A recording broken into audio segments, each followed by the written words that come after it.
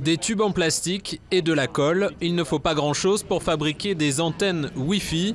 Ces militants de l'Internet pour tous installent leurs relais bricolés sur un toit d'église pour créer un réseau Wi-Fi dans tout ce quartier de Washington. On installe un Internet alternatif et local qui sera plus fiable en cas d'urgence ou si l'infrastructure tombe en panne. Ou encore si un gouvernement décidait de couper l'accès à Internet.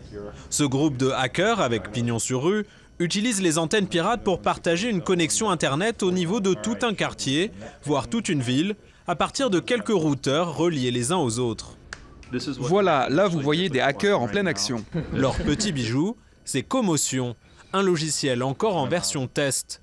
Open source, multiplateforme, il permettra au final à des internautes de se connecter à Internet grâce aux antennes pirates, sans crainte de se faire repérer.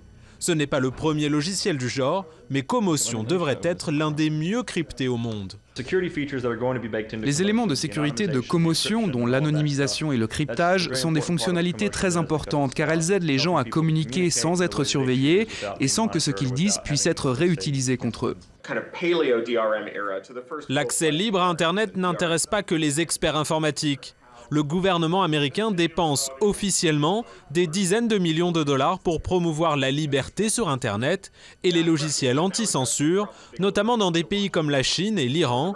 L'objectif, permettre aux néophytes de contourner la censure avec leur ordinateur ou même leur smartphone. Les gens qui n'ont qu'un téléphone ont aussi un navigateur Internet. C'est comme s'ils avaient un ordinateur dans leur poche.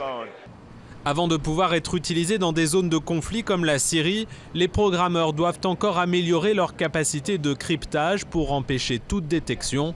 D'ici là, c'est en territoire sûr, à Washington, que le système est testé.